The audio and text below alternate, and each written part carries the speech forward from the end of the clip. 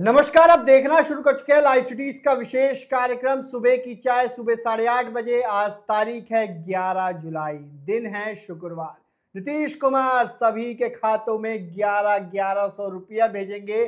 बिहार के करीब 1,11,00,000 लोगों के खाते में आज 1100 रुपए जाएंगे, डीबीटी के माध्यम से भेजे जाएंगे। इतना ही नहीं, पटना में मर्डर से एक बार फिर दहल उठाए। पटना में गोलीकांड और मर्डर की घटनाओं ने बिहार पुलिस को फिर चुनौती दी है। बड़े बालू कारोबारी का मर्डर कर दिया गया है। इतना ही नहीं, आपको बता दें कि वेटनरी कॉलेज में भी गोलियां चली हैं। वहीं पप्पू यादव, कन्हैया कुमार को लेकर तेजस्वी यादव क्या डर गए हैं? बीजेपी बोली है। बीजेपी ने 52 जिला प्रभारियों की सूची भी जारी की है। साथ ही साथ आपको बता दें कि बिहार में घूसखोर अधिकारियों पर रेड जारी है। वहीं वोटर लिस्ट को लेकर सुप्रीम कोर्ट में अगली सुनवाई भी होनी है। तमाम बिंदुओं पर हम बातचीत करेंगे। सबसे पहले बातचीत करेंगे, साथ ही साथ तेज प्रताप यादव ने भी बड़ा ऐलान किया है। लेकिन सबसे पहले हम बातचीत करेंगे, आज नीतीश कुमार बड़ी खुशखबरी दे रहे हैं, सभी के खातों में 1100 रुपए दिए जाएंगे। देखिए, सामाजिक सुरक्षा पेंशन की बात कही जा रही है। सामाजिक सुरक्षा पेंशन योजना पहले 400 रुपए मिलते थे। हाँ, वही करें, सामाजिक सुरक्षा पेंशन योजना है ये। तो इस योजना के तहत जो तेजस्वी यादव जो नेता प्रतिपक्ष हैं, उन्होंने भी घोषणा कर रखी थी कि यदि उनकी सरकार बनती है तो हम भी सामाजिक सुरक्षा पेंशन योजना के तहत 1400 रुपये देंगे। माई बहन मान योजना को के लिए भी तेजस्वी यादव ने 2500 रुपये की घोषणा कर रखी है।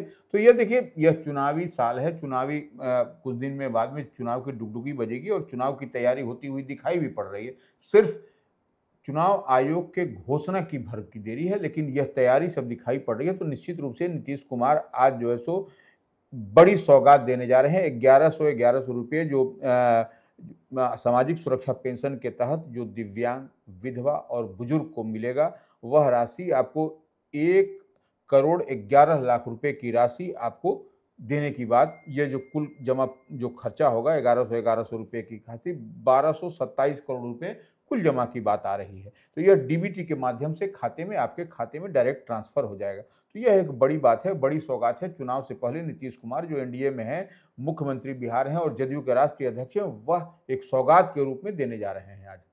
वहीं आपको बता दें कि पटना में मर्डर से एक बार फिर दहल उठा है। पटना के बड़े बालू कारोबारी की हत्या कर दी गई है। रमाकांत यादव की हत्या कर दी गई है और वो टहल रहे थे, इसी दौरान अपराधियों ने उन्हें मार डाला। देखिए, बालू कारोबारी, बालू का व्यवसाय आपको दिखाई भी पड़ता है कि बालू कारोबारी किस तरीके से बालू का कारोबार होता है। तो बालू जो है सो यह भी एक गोल्ड है, एक तरीके का गोल्ड, इसके गोल्ड का रूप दिया जाता है। ये सोने के जैसा है कि ये इसके कारोबारी कोई रमाकांत यादव बड़े कारोबारी, बालू कारोबारी बोले जाते हैं। तो यह अब इनकी हत्या कर दी गई अपने घर के बाहर ही जब टहल रहे थे। रानी तालाब के पास थाना क्षेत्र में इनका घर है।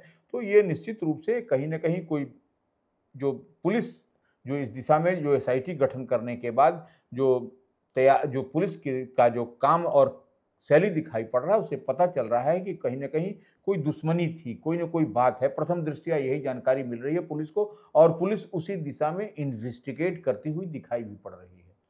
लेकिन जिस तरीके से घटना हुई है, गोपाल खेमका का मर्डर होता है, बालू कारोबारी का मर्डर होता है। इतना ही नहीं, पटना के वेटनरी कॉलेज में, एयरपोर्ट थाना क्षेत्र के अंतर्गत आता है वेटनरी कॉलेज, और वहां छात्रों के दो गुटों के बीच गोलियां चलती हैं और छात्र को गोली लगती है। देखिए, ये एयरपोर्ट थाना हो, आपने देखा भी बीते दिन बड़े व्यवसायी खेमका की गांधी मैदान थाना, तो यह निश्चित रूप से पुलिस के लिए एक चुनौती है। और तो वेटनरी कॉलेज में छात्र के दो गुटों के बीच में इसको कैसे रोक सकेगी पुलिस? अब तो छात्र के बीच में ही कोई अगर मुखबिर हो कि पुलिस का आदमी हो, तभी यह पुलिस त्वरित कार्रवाई करेगी। लेकिन हालांकि अब कैसे गोली चली, छात्रों के बीच में पिस्टल लेकर के कौन आया, कौन मारा, ये मयंक नाम के छात्र हैं, वेटनरी कॉलेज परिसर में, एयरपोर्ट थाना इलाके में पड़ता है और वह भी एयरपोर्ट से सटा हुआ है, माने और उसके बाद से विधायक आवास भी शुरू हो जाता है। तो यह एक समझने और देखने वाली बात है कि वेटनरी कॉलेज जो इलाका है, जो उसमें छात्रावास है, उसमें वीवीआईपी इलाका माना जाता है। हाँ, तो उसमें किस तरीके से वो छात्र को, मयंक को गोली मारी गई। हालांकि वो आउट ऑफ डेंजर है,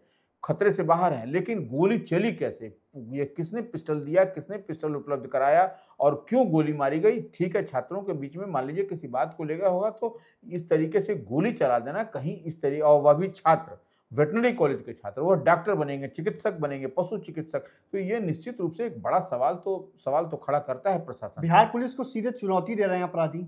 देखिए निश्चित रूप से आप, लेकिन देखिए बिहार पुलिस भी काम कर रही है। हालांकि देखिए इन दिनों बिहार में जिस कदर आपको अपराधी घटनाएं प्रतिवेदित हो रही हैं, कभी रानी तालाब थाना में बालू कारोबारी को मार दिया जा रहा गांधी है, मैदान थाना क्षेत्र में गांधी गोपाल मैदान खेमका की गोपाल हत्या हो जाती खेमका है, की हत्या हो जा रही है। खगौल थाना क्षेत्र में स्कूल संचालक का मर्डर हो जाता है, नालंदा में डबल मर्डर हो जाता है। चिराग पासवान ने सवाल उठाए थे नालंदा में डबल मर्डर। निश्चित रूप से सवाल तो सभ्य समाज में इस तरीके से हत्या की घटनाएं हो रही हैं, यह तो निश्चित रूप से पुलिस के लिए भी चुनौती है और पुलिस के लिए एक बड़ी चुनौती समझ में आ रही है। और भी राजधानी पटना में, पटना के आसपास के इलाके में हो रही है। तो ये पुलिस को अपनी कार्यशैली में निश्चित रूप से बदलाव ला करके इस पर त्वरित कार्रवाई करने की आवश्यकता है। तेजस्वी यादव भी सवाल उठा रहे हैं बिहार में लॉ एंड ऑर्डर को लेकर। तेजस्वी यादव लगातार कह रहे हैं लॉ एंड ऑर्डर पूरी तरह से फेल साबित हो रहा है। देखिए नेता प्रतिपक्ष हैं तो उनका तो सवाल खड़ा करना लाजिम भी है, जायज भी है, नंबर एक। नंबर दो, और नेता तेजस्वी यादव जो है सो जो प्रतिपक्ष के नेता हैं, निश्चित रूप से उनका सवाल खड़ा करना भी चाहिए। क्योंकि देखिए जिस तरीके से जो समाज में जो घटनाएं हो रही हैं, जो प्रतिवेदित जितनी घटनाएं हो रही हैं, या वो व्यवसायी की हो या आम आवाम किसी की भी हत्या तो हत्या है, या छोटे की हो या बड़े की हो। तो वही तेजस्वी यादव कहते भी आ रहे हैं कि पुलिस का इकबाल खत्म हो गया है। कहीं ना कहीं जो मुख्यमंत्री पर को भी वह टारगेट कर रहे हैं, क्योंकि मुख्यमंत्री के साथ वह गृह मंत्री की भी जिम्मेवारी संभालते हैं नीतीश कुमार, तो वह भी कह रहे हैं। तो निश्चित रूप से तेजस्वी यादव इन दिनों पूरी तरीके से फायर ब्रांड नेता के रूप में उभर करके आए हैं। वहीं तेज प्रताप यादव ने बड़ा ऐलान किया है। तेज प्रताप यादव गए थे महुआ, हसनपुर के विधायक हैं। महुआ क्या करने चले गए तेज प्रताप यादव? क्या है दुख उनको, किस बात की पीड़ा है, महुआ जा रहे हैं वो? देखिए एक बात समझ लीजिए, लालू प्रसाद यादव के बड़े पुत्र हैं तेज प्रताप यादव, हसनपुर से विधायक हैं, पूर्व मंत्री हैं। अब उनको कौन सा मोह माया लगा है कि वह महुआ जा रहे हैं, जबकि वह राष्ट्रीय जनता दल से वह निष्कासित हैं, परिवार से निष्कासित हैं, जो उनका जो प्रकरण लोगों के बीच में आया।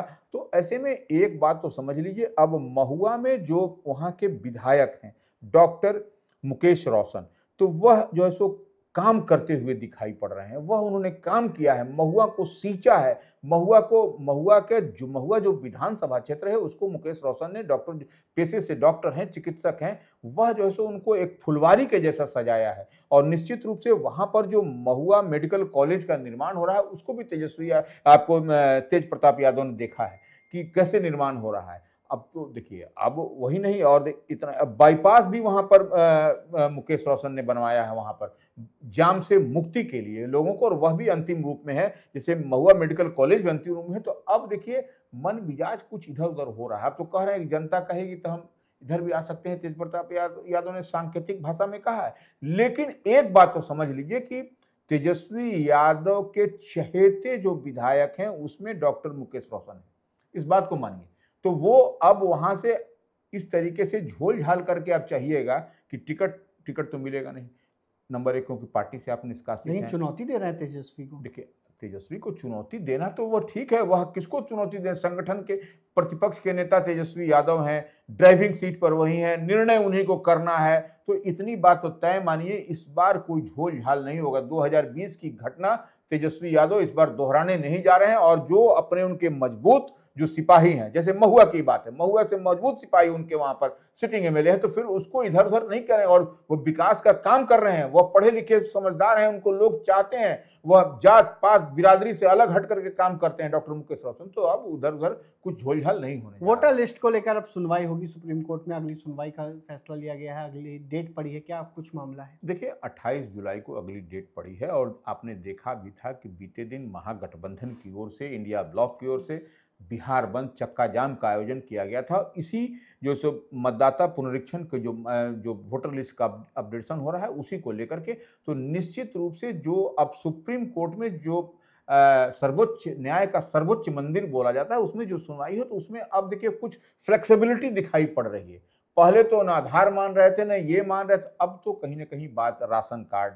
अब जैसे गांव में किसी के पास राशन कार्ड है, आधार है, अब आप खोजिएगा उसको कि आप रेसिडेंशियल सर्टिफिकेट लाइए, तो आप दूसरा चीज प्रमाण दीजिए, जन्म प्रमाण पत्र। जो बाढ़ फ्लड इधर आया तो कहाँ किसके पास ना जन्म प्रमाण पत्र है, ना सर्टिफिकेट है, ना ये मैट्रिक का सर्टिफिकेट है। तो ये देखिए निश्चित रूप से फ्लेक्सिबल बनाना पड़ेगा। और आपने जब आधार को बनाया है जब आधार कार्ड आपका पहचान कार्ड है, यही नहीं बोलता है लोग पहचान के लिए, तो पहचान के लिए तो आपका आइडेंटिफिकेशन भी है वो। तो ये निश्चित रूप से अब सुप्रीम कोर्ट में अगली सुनवाई 28 जुलाई को होगी, तो उसमें हमको लगता है कि और भी कुछ, और इतना देखिए बहुत शॉर्ट पीरियड में यह सब काम हो रहा है, तो यह भी एक लोगों के लिए, बिहार के लोगों के लिए कहीं ना कहीं संदेह का दायरा बढ़ता हुआ दिखाई लेकिन पड़ रहा है। पप्पू यादव और कन्हैया कुमार को लेकर जिस तरीके से, चाहे एनडीए हो, चाहे एनडीए में जेडीयू हो, बीजेपी हो, कह रही है कि तेजस्वी यादव डर रहे हैं, तेजस्वी यादव ने समाप्त कर देंगे।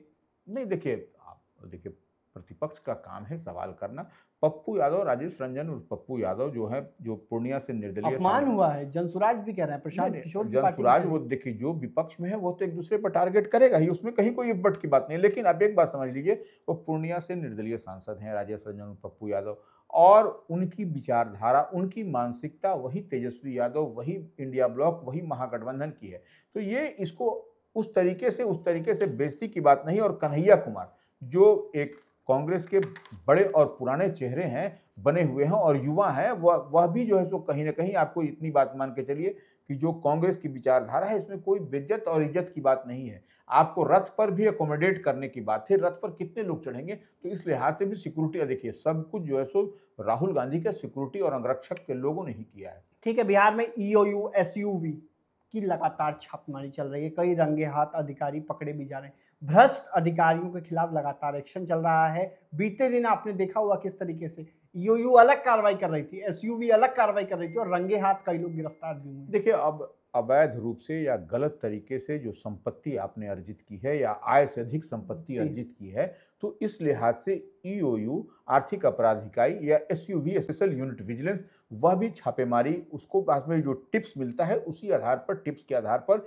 ये दोनों ही जो विंग है, ईओयू या एसयूवी, वह छापेमारी करती है। तो इसमें आपने देखा कि डीईओ ऑफिस में पटना में जो हेड क्लर्क थे अशोक वर्मा, उनको 1 लाख रुपए रिश्वत लेते रंगे हाथ गिरफ्तार किया गया यहाँ पर। अब उसके बाद से डीएसपी हैं जो सीआईडी विभाग, अपराध अनुसंधान विभाग में है, जो अभय प्रसाद यादव, उनको खगड़िया, पटना, इस सब में जो है सो रेड हुआ, छापेमारी हुई, उसमें भी जमीन के दस्तावेज मिले, कई और एफडी मिले, बैंक एफडी व निवेश के कई सारे सबूत, दस्तावेज, सोना चांदी मिला, 1 लाख रुपया की बात आ रही है। तो यह सब भी आपको यहाँ पर दिखाई, छापेमारी चल रही है, छापेमारी चल रही है। वो तो कई सारे, वो तो बनेगा, एविडेंस बनेगा, क्या क्या चीज ऑन रिकॉर्ड होगा, वो सब चीज चलता है। इसी तरह कार्यपालक अभियंता प्रमोद कुमार, उनके यहाँ भी ठिकाने पर छापेमारी मिली। तो यह निश्चित रूप से अब पुलिस जो है सो कह लीजिए, या स्पेशल यूनिट विजिलेंस या ईओयू पूरी तरह स्विंग में है, और ऐसे अपराधी माने जो गैर तरीके से जो परीक्षा में जो राशि जो जमा किया है, उस पर कार्रवाई होती हुई दिखाई पड़ेगी आपको। बीजेपी ने